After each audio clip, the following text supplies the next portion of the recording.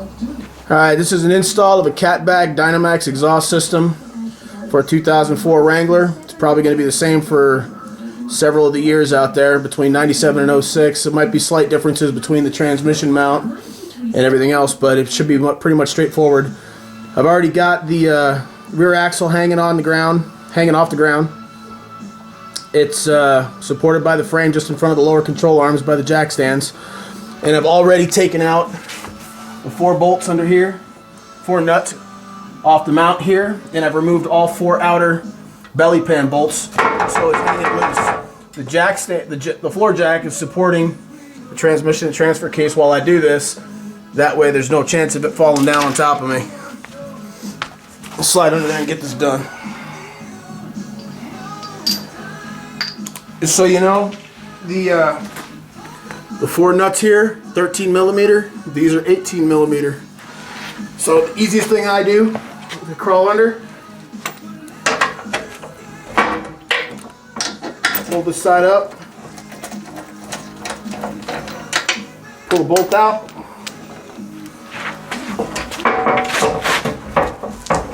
slide underneath, hold it up with my knees, take out the other side.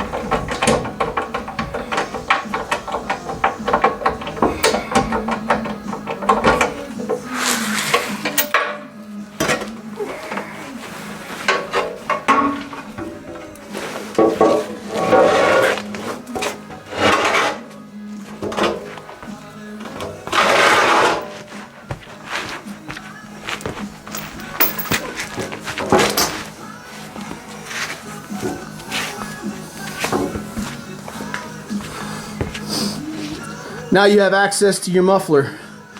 These are the 2 bolts. Let me see if I can zoom in for you without really messing the camera up. Right there. These 2 bolts right here. 15 millimeter deep well. Goes right in there like that. If you leave your belly pan on, you're going to need an extension to come all the way back, and it's not fun. It can be done with the wobble socket, but I decided to go a little bit easier.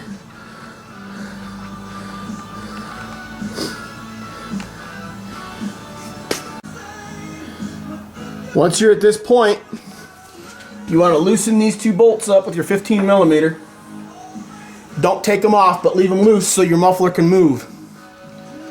Okay, once you do that, what you're going to do is you're going to come back over here on this side of the muffler, of your stock muffler, of course. This is already my new one. And you're going to want to make a cut right here.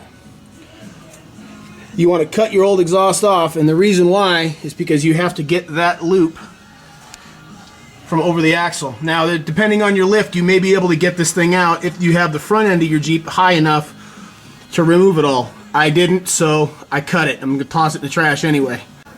Once you have your exhaust cut, you still got the 2 hangers in the back to remove.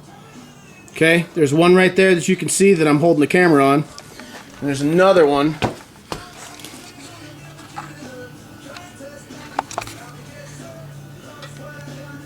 right there. Okay, I'm going to show you on the outside one, easier how to do this. Easiest way possible. Soak it down with WD-40 or equivalent, depending on how much corrosion and crap you have on yours. But the stock one is nothing more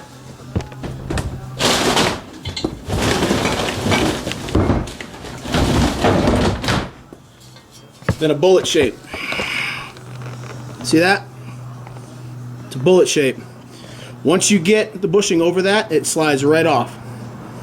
On these, if you look at the one that's already on there, it's kind of bent. All you got to do is take your channel locks, adjust your channel locks,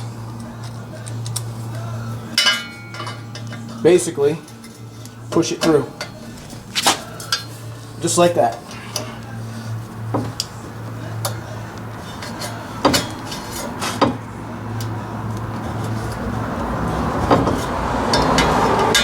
I'm not going to take it all the way off, but you can see right there I already have it halfway through. I don't need to take mine off. But once you get this one off and the other one off, slide your tailpipe out.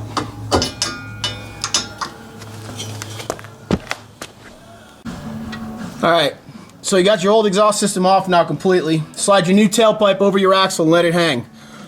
Once you do that, you want to come in and bring your new muffler in place. Once you do that, you take the new this clamp, the 2.5-inch clamp, slide that onto your tailpipe that way. Then you want to slide your muffler and tailpipe together, lift your muffler in place, and loosely put the two clamp bolts, the two flange bolts in the front, up here. Once you put those in and they're loose, then you're going to go back and you're going to hook up your bushings in the back. Okay? Now, you're not tightening up that clamp yet. The most important part of this whole thing is once you have your muffler hanging on the bushings, your tailpipe hanging on the bushings and these loose, go ahead and tighten these up. Tighten these up sequentially back and forth until it's tight. You want to make sure that it's even. Mine's just a smidgen off, but there's no leaks. Okay? Once you do that, you come back to your tailpipe and you're going to want to look at it to make sure that you're straight. Now notice my bushings are slightly bent forward. That's okay because of where I have it. You want to make sure, because this is going to twist on you. You want to make sure that you're level this way, because these things are put together from wherever at the factory, and they're just put together in a mass assembly production type setting, so they're not really hung on a vehicle. So you want to make sure that you're centered this way, and you have enough meat on the muffler to grab with the clamp, because once you clamp that thing up, you're not getting it apart. Then all you're going to do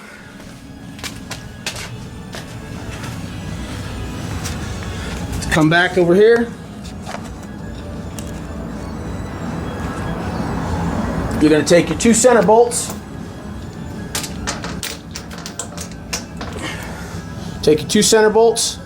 for your belly pan. Time to get comfy again. Get nice and comfy. Pull your belly pan up on top of you, up on top of your legs. And slide back under the Jeep.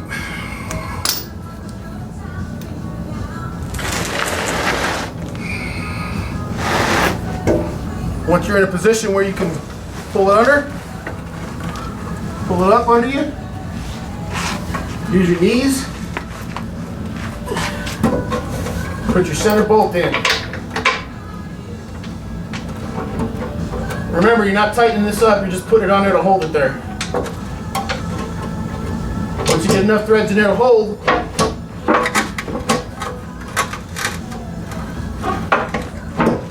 slide back out, holding it up so it doesn't drop on your face, of course.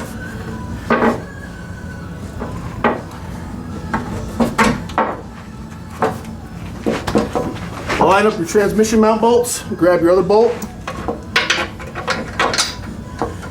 put your center one back in.